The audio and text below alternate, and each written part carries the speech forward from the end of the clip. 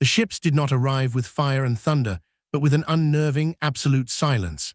One moment the space above Earth was empty save for the moon and a web of human satellites. The next, it was occupied. 12 of them, each a monolithic shard of polished obsidian, kilometers long, hanging in geosynchronous orbit like daggers poised over the planet's heart. They absorbed all radar, reflected no light, and broadcast no signals. For 72 hours, the world held its breath. Nations set aside their squabbles, leaders spoke in hushed tones on emergency channels, and every eye, telescope, and sensor on the planet was pointed upward, waiting. The silence from above was the most terrifying threat humanity had ever faced. Then the attack came. It was not an energy beam or a kinetic strike. It was a wave, a psychic tsunami of thought, emotion, and memory that washed over every human mind simultaneously. There was no defense against it, no bunker deep enough to provide shelter from an enemy that bypassed flesh and bone to strike directly at the soul. They called themselves the Chorus, a name that bloomed in the collective consciousness not as a word, but as a concept: unity, harmony, and overwhelming power. And they were searching, sifting through the sprawling, chaotic library of human history for a single, exploitable weakness, a core trauma, a universal fear, a mimetic pressure point that would break the species' will to resist. For a moment, it felt like it was working. Every person on Earth was plunged into a nightmare collage of their ancestors' worst moments. A woman in a Tokyo high-rise felt the phantom sensation of mud and blood filling her lungs in a Somme trench. A farmer in the Kansas plains saw through the eyes of a Carthaginian sailor as the Roman fleets closed in, the air thick with the promise of salt and slaughter. A child in Nairobi felt the sudden, searing heat of the pyroclastic flow that buried Pompeii, her own scream a distant echo of a ghost's 2 millennia old. They were forced to experience the Inquisition from the perspective of both the accuser and the accused. They felt the terror of the Black Death, the grim resolve of the 300 at Thermopylae, the hollow ache of the Trail of Tears, the cold ambition of a conquistador. The chorus rifled through humanity's shared psyche, pulling forth every atrocity, every failure, every moment of despair, and forcing its creators to relive them. But the chorus, in its unified, singular existence, made a fatal miscalculation. It presumed that history was a record of weakness. It saw pain and concluded it was a tool for subjugation. It did not, and could not, comprehend the paradox that lay at the heart of the human condition. For every moment of suffering they broadcast, they also inadvertently transmitted the resilience that followed. They showed the horrors of the slave ships, but with it came the unquenchable, burning desire for freedom that fueled rebellions. They showed the firebombing of cities, but attached to it was the stubborn, defiant will to rebuild from the ashes.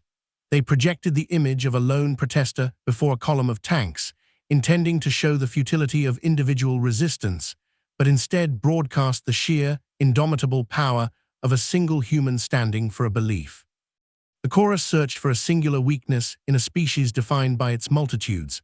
They sought to break a collective spirit that didn't exist, to demoralize a hive mind that had never formed. Instead, they found billions of individual, contradictory, and utterly indomitable consciousnesses. They found grief that fueled art, fear that inspired courage, and hatred that forged alliances. They encountered the concepts of Pyrrhic victories, of spite, of fighting for lost causes simply because they were right. They witnessed a species that would burn its own fields to deny an invader, that would sacrifice a generation to secure a future for the next. The sheer, chaotic volume of human individualism, the countless acts of senseless cruelty and breathtaking compassion, of base cowardice and noble sacrifice, was something their monolithic consciousness could not process. The paradox was a poison. The raw data of human history, in all its brutal, glorious, and contradictory splendor, was a cognitive plague. For the chorus, it was like a perfect, flawless crystal being struck by a billion different hammers at the exact same instant. It did not bend, it shattered. And then, as suddenly as it began, it was over. The psychic wave receded, leaving behind a profound and ringing silence. On the streets of cities across the world, people staggered to their feet, gasping, weeping, their minds scarred by the ghosts of 1,000 generations. The shared trauma was instant and universal, but they were alive. They were unbroken. Every screen, every news feed, every government broadcast soon confirmed the impossible. High above, the 12 obsidian daggers remained. They were still there, vast and silent, but the mind that guided them, the overwhelming presence that had crushed the world beneath its psychic weight, was gone. The chorus was silent. Humanity had survived its judgment, left shaken and raw before a graveyard of derelict warships hanging in their sky, a silent testament to a foe that had drowned in the very history it sought to weaponize. The silence from orbit was a palpable thing, a weight that replaced the psychic pressure of the chorus. In the first few days, the world remained frozen in a state of collective shock, waiting for the other shoe to drop. Humanity scanned the 12 tomb ships for any sign of life, any flicker of energy that might signal a renewed attack or the death throes of the alien consciousness. There was nothing. The vessels, once radiating an aura of immense power, were now inert, their energy signatures dimmed to a level barely sufficient for life support and station keeping. They were ghost ships, crewed by a catatonic mind, drifting in the silent void. The fear that had gripped the planet for 72 hours slowly, cautiously, began to recede. It was replaced by something else entirely, an emotion that flickered to life in the halls of power, in military command centers, and in the minds of engineers and scientists staring at the sensor readings. It was audacity. World's governments, once bitter rivals, had been forged into a reluctant but functional global council by the existential threat. Now they faced a new question: what was to be done with the spoils? The chorus had intended to subjugate humanity, but had instead delivered the greatest technological windfall in history, gift-wrapped in a traumatic psychic event. Debates raged. Some argued the ships should be destroyed, blasted from the sky as symbols of a nightmare humanity needed to forget.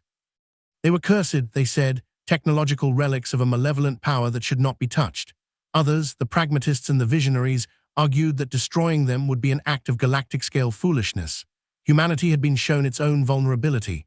It was no longer alone in the universe, and the next species to come knocking might not be so easily defeated by a history lesson. The ships were a resource. They were a shield, a sword, and a key to the stars, all waiting to be claimed. The pragmatists won. Operation Scavenger was born, a global effort of unprecedented scale and ambition. The first hurdle was simply getting to the ships. Humanity's space programs were primitive by comparison, our chemical rockets and orbital modules like rowboats attempting to approach an aircraft carrier. The first manned missions were terrifyingly tense affairs. Astronauts and soldiers, clad in bulky suits, drifted across the void towards the seamless, featureless hulls. They found no obvious doors, no airlocks, no viewports. The ships were perfect, obsidian monoliths. It took weeks of probing with every tool imaginable before a team discovered that the hulls were not solid, but composed of a semi-permeable material that responded to specific energy frequencies.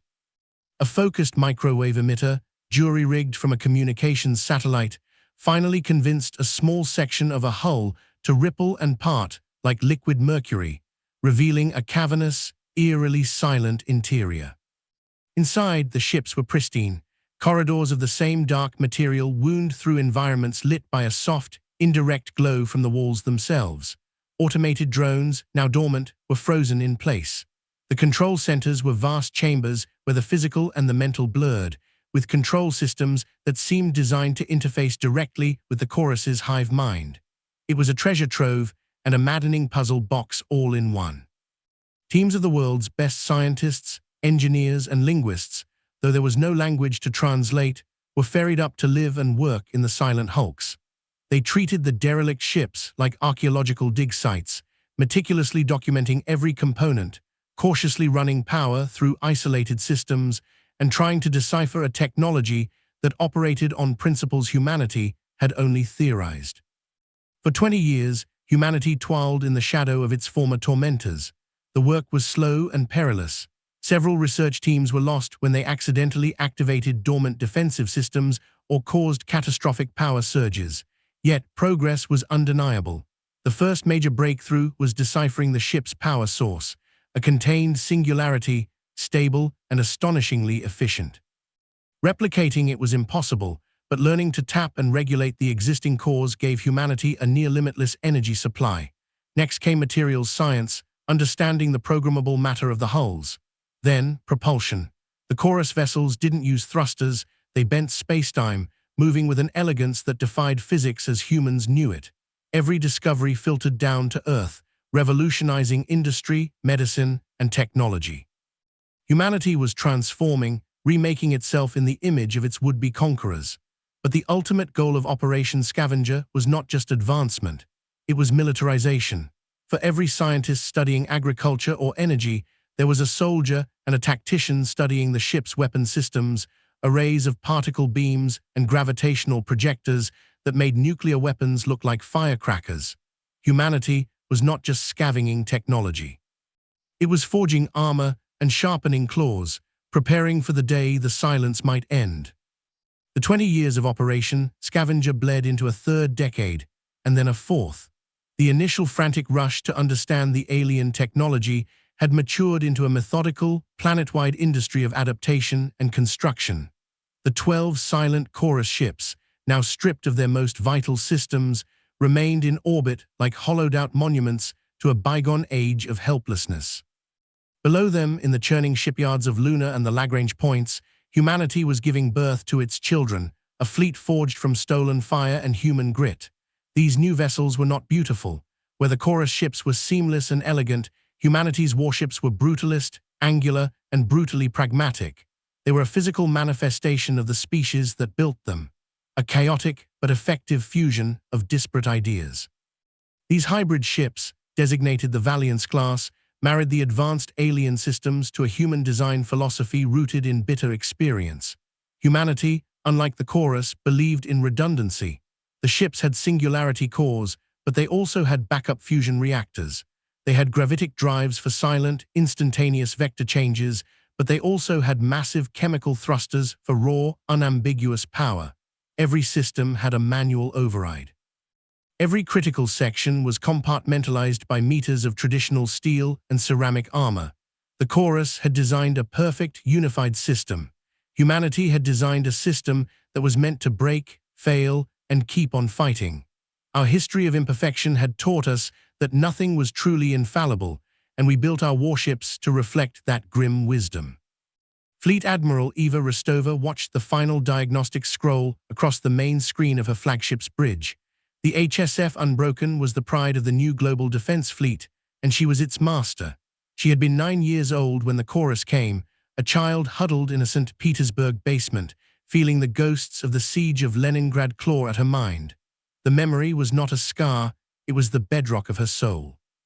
It was the foundation upon which she, and all of humanity, had rebuilt themselves. The GDF was now the planet's singular military force, absorbing the old national armies and navies into a unified command structure. The shared trauma had done what centuries of diplomacy could not. It had erased borders in the face of a common, cosmic threat. Humanity was now a single spear, sharpened for 40 years, waiting for the enemy to return. Singularity core is stable at 98% of operational maximum. Gravitic array is green across the board. Admiral, the Unbroken is ready for its shakedown cruise, Commander Jian Lee reported, her voice crisp and professional. "Take us out, Commander," Rostova ordered, her eyes fixed on the stardusted blackness beyond the armored viewscreen. "Let's see what 40 years of holding a grudge can do." The Unbroken moved without a tremor. The starfield outside did not scroll past. It shifted, the universe seemingly rearranging itself around the vessel. They warped from Earth orbit to the edge of the Kuiper Belt in minutes, a journey that would have taken a generation in the pre-chorus era.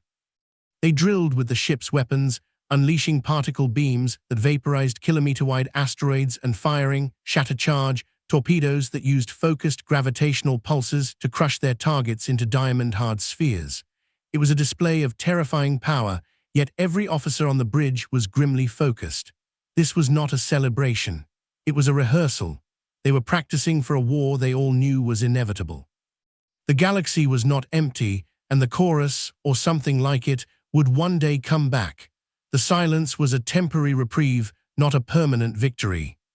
They spent a week in the outer dark, pushing the ship and its crew to their limits, ironing out the flaws in the hybrid systems. It was on their return journey, as they passed the orbit of Neptune, that the alert came. It wasn't a blaring siren, but a quiet, insistent chime from the long-range sensor station, a post manned by an officer whose entire career had been spent watching an empty screen. Admiral, the sensor chief's voice was strained, tight with a mixture of terror and vindication. I have a contact. Extreme range, Uit Cloud. Rostova was at his station in seconds, pushing him gently aside to look at the readings herself. It was a gravitic signature, faint but unmistakable, chorus technology, but it wasn't the chaotic, dying signature of the derelict ships. It was organized, it was a fleet, and it was moving with purpose. How many? She asked, her voice dangerously calm.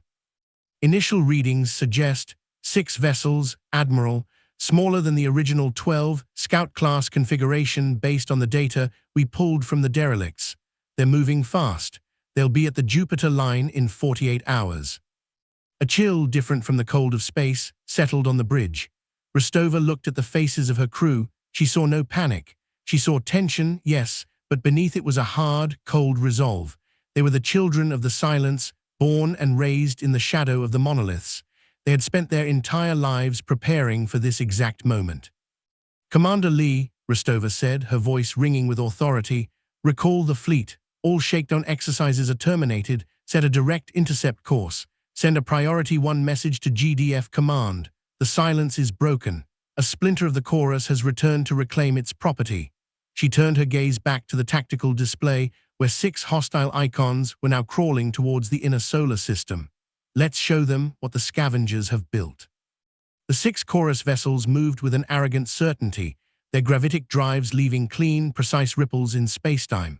They broadcast no warnings, no demands, only a simple, repeating psychic query, a ping searching for the familiar resonance of the hive mind. To them, this was a simple janitorial task. A splinter faction of the chorus, having recovered in some distant, isolated node, had registered the silence from the Sol system as a catastrophic malfunction. Their logic was simple. The primitive species on the 3rd planet must have somehow, impossibly, damaged the local node. It was an annoyance, like insects chewing through a vital cable. Now they were here to exterminate the pests, reset the system, and reclaim their invaluable assets. They expected to find a traumatized, primitive world cowering in fear. They anticipated no meaningful resistance. Their historical analysis had shown humanity to be fractured, self-destructive, and technologically infantile. The possibility of them reverse-engineering chorus technology in a mere 40 years was deemed a statistical impossibility. As the chorus reclamation fleet crossed the orbit of Saturn, their sensors registered an anomaly. A single, crude vessel was moving to intercept them. They analyzed its profile, a garish, asymmetrical hulk of metal-belching plasma from primitive thrusters alongside the stolen elegance of a gravitic drive. It was an absurdity, an affront to the purity of chorus design. The alien commander, a submind designated Second Echo of Clarity, processed the information and concluded it was a pathetic gesture of defiance. It was a curiosity, nothing more. It decided to simply brush the vessel aside.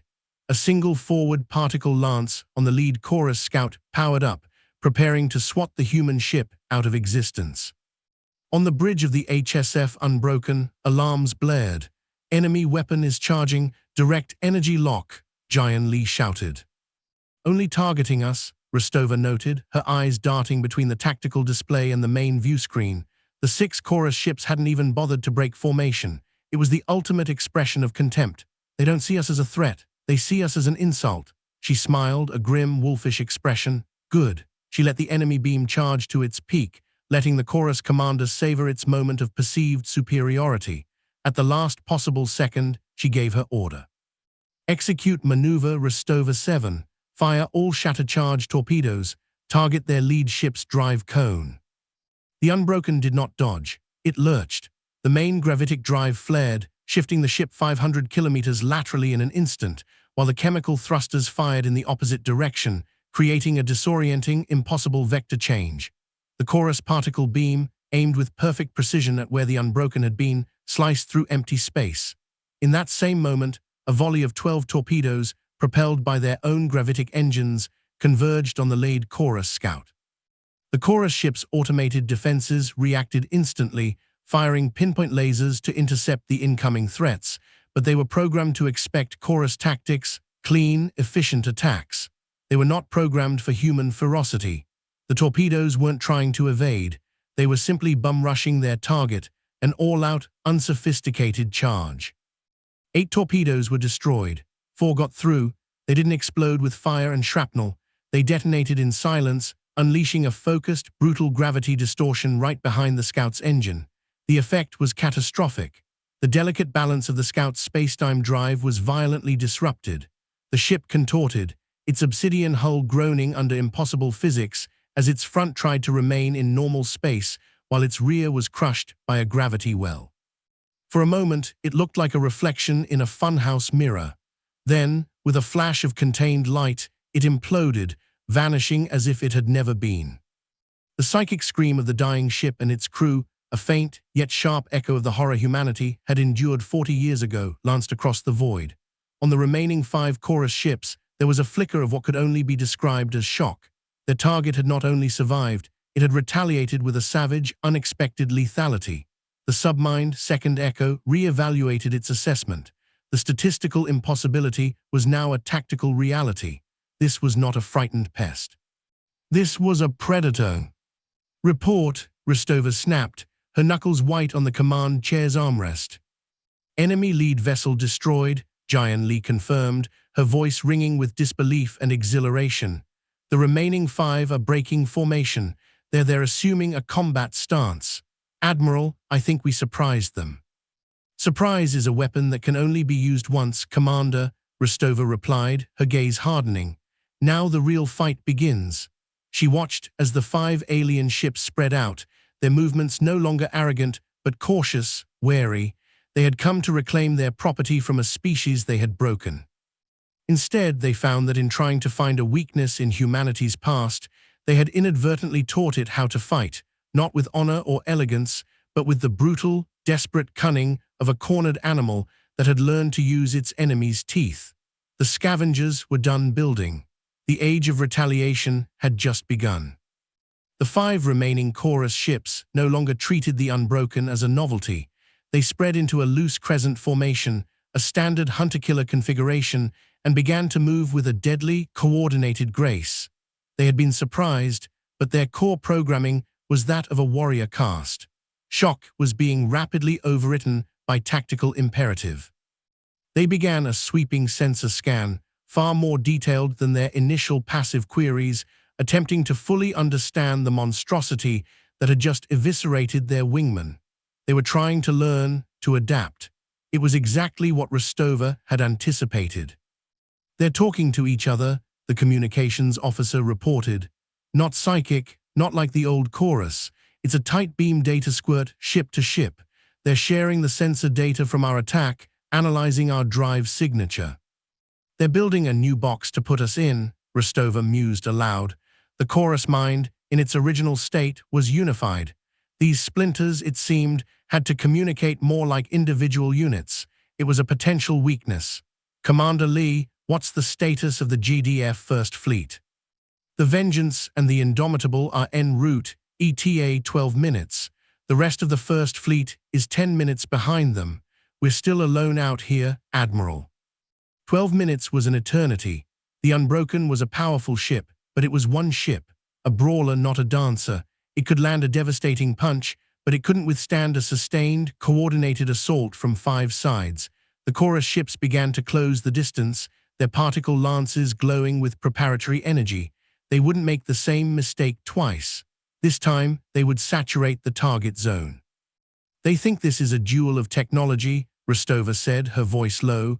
They believe that by analyzing our ship, they can predict its capabilities. They still don't understand who built it. She turned to her tactical officer. Launch the decoys, all of them, and prime the mimetic bomb. A series of hatches opened along the dorsal spine of the Unbroken. Dozens of small, drone-like objects were ejected into the void. They immediately flared to life, their simple engines igniting as they began to broadcast a cacophony of false signals. They mimicked the Unbroken's energy signature, its drive emissions, even its life support readings. To the chorus sensors, the lone ship suddenly became a swarm of 50. It was a classic, low-tech tactic of misdirection, something a 21st-century fighter jet might do. Against the chorus's advanced sensors, it shouldn't have worked. But the chorus was looking for technological sophistication, not crude deception. The 5 alien ships hesitated.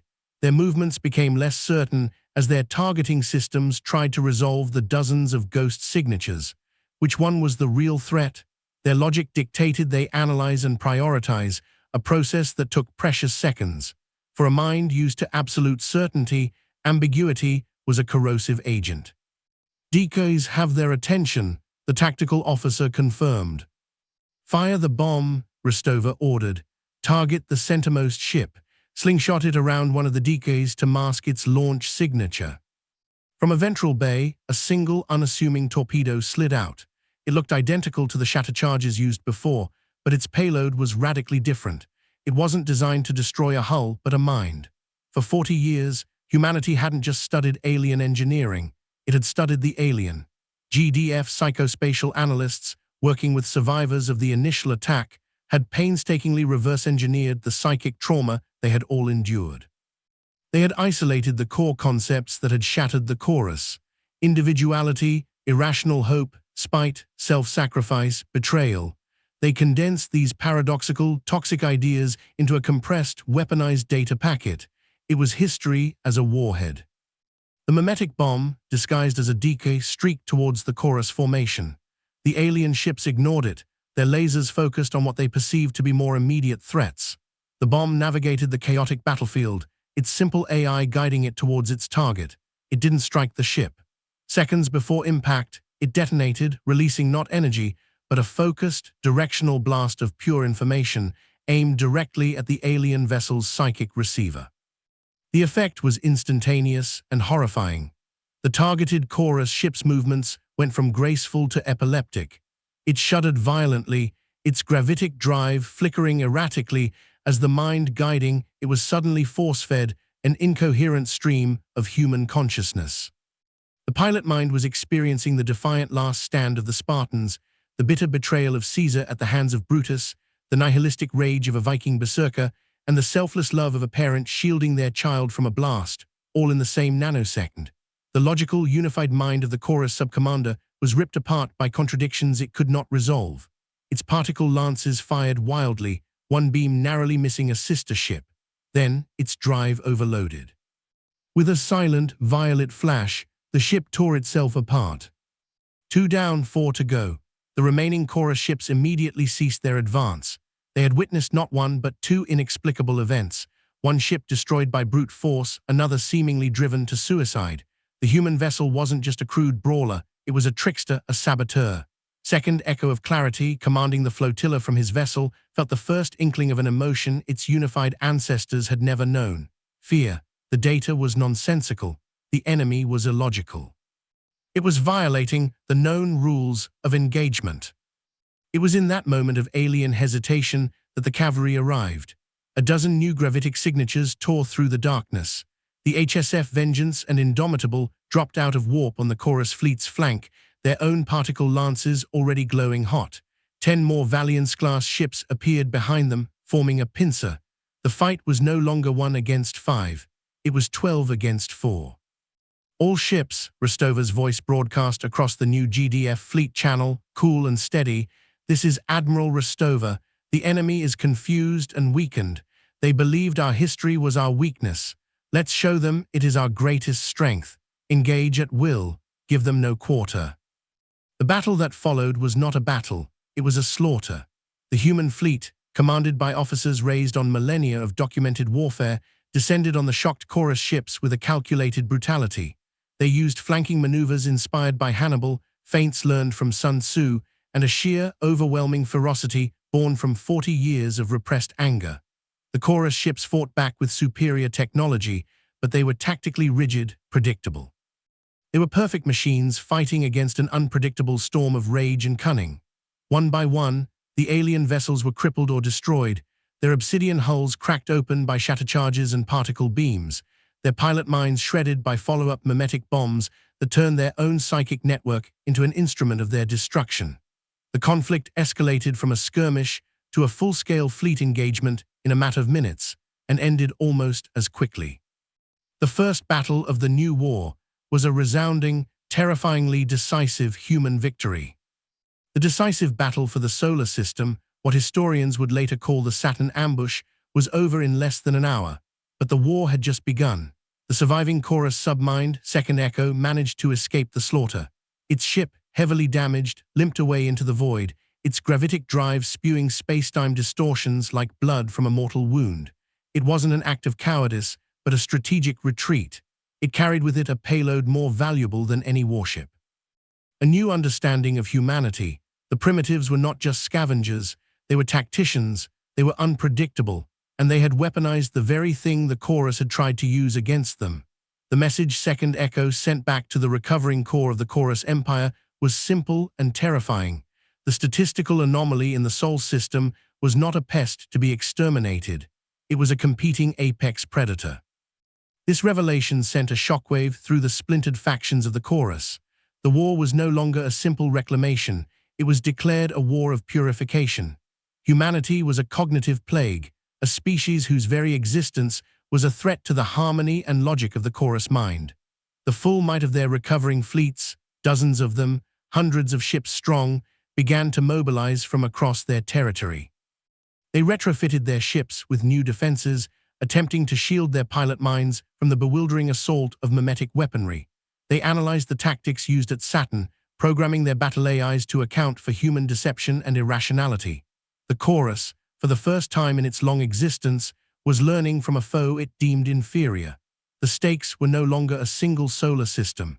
They had been raised to the level of species-wide annihilation. Humanity, for its part, wasted no time celebrating its victory. The wreckage of the Chorus reclamation fleet was meticulously salvaged. Rostova's after-action report was analyzed by every strategist in the GDF. They had won, but they knew it was only the opening salvo. They had revealed their hand, their ferocity, their hybrid technology, and their mimetic weapons. The next time the Chorus came, they would be prepared. Humanity had to evolve its tactics once more. Operation Scavenger became Operation Forge. The goal was no longer to simply copy and adapt, but to innovate, to create something the Chorus could not predict. The next phase of the war was a brutal, sprawling campaign fought across the empty spaces between stars. Vast fleets met in silent, deadly engagements. The Chorus would arrive with overwhelming numbers and newly shielded warships, only to be met by human fleets that refused to fight on their terms. Humanity used guerrilla tactics on a galactic scale. They hid fleets in the coronas of stars and the gravitational wells of black holes. They turned asteroid fields into minefields of shatter charges. They didn't engage in honorable fleet-on-fleet battles. They staged ambushes, executed lightning raids on Chorus supply lines, and sowed chaos and confusion. The decisive battle of this new phase occurred in the Trinity Nebula, a volatile stellar nursery. A Chorus armada of over 200 ships, the largest fleet ever assembled by the splintered empire, arrived to corner and destroy the GDF's first and third fleets. They expected a conventional battle. What they found was a trap of staggering, almost insane ingenuity. Admiral Rostova, once again in command, had used the nebula itself as a weapon. Her ships, guided by centuries of human astronomical data, navigated the treacherous, radiation-choked corridors of the nebula with precision. The Chorus fleet, with its superior but less nuanced sensors, was half-blinded by the stellar interference. Rostova didn't use mimetic bombs this time. The GDF psychospatial core had developed something new, something far more insidious. They called them echo seeds. Instead of broadcasting a chaotic blast of human history, these torpedoes implanted a single, targeted concept derived from humanity's past into the Chorus submines. Personal ambition. It was a subtle poison. In the heat of the chaotic battle, as ships dodged collapsing protostars and navigated plasma streams, the echo seeds began to sprout. The Chorus commanders, already isolated from each other by the nebula's interference, began to make decisions based not on the good of the whole, but on the potential for their own glory. A wing commander, instead of holding his position to protect the fleet's flank, saw a chance for a heroic charge and broke formation. Capital ship captain, eager to claim the kill of a human carrier, overextended and exposed his vessel to a pincer attack. The perfect harmony of the Chorus fleet dissolved into a discordant mess of individual ships fighting for individual honor. The Armada, the greatest force the Chorus had ever fielded, dismantled itself through vanity and ego, concepts it had learned from humanity just moments before. The human fleets, acting with brutal unity, tore the fractured enemy to pieces.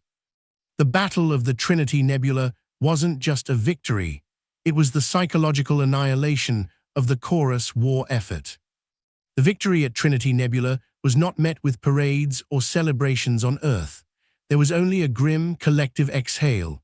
The war reports, once classified, were now broadcast openly. Humanity watched as their fleets, scarred and battered, but intact, systematically hunted down the last remnants of the Chorus armada.